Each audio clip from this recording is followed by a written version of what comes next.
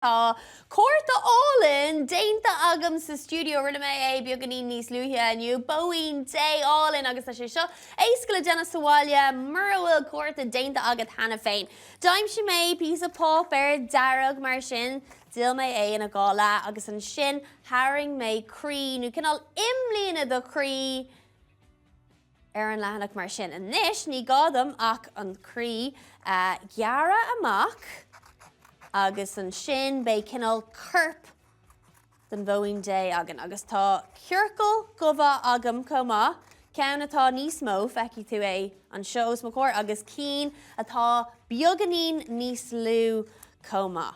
Nis, féil an fáil réiles an pí sin agus níl an sisúr tasta am a heile ach an irid.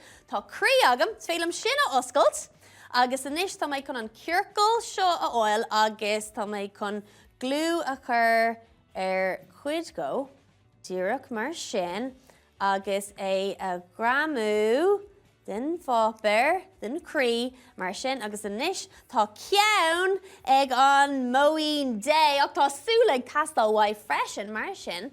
Tá méid chun súla bháin a gramú den ceann mar sin, agus ceann an tíomh eile, agus an níis níl fócail déanamh ach spotaí a chur an ggurp agus tá glú curtha agam na spotaí seo hena féin. 1, 2, 3, 4 agus ceanna bháin eile 5. Inis tá Bóin dé álainn déanta agam. Béidir go dúirtí me an córta seo do cheosú agus is féile teachtarach deasachar tíbas tí freis an tá ceann seo scrífa agam hena féin.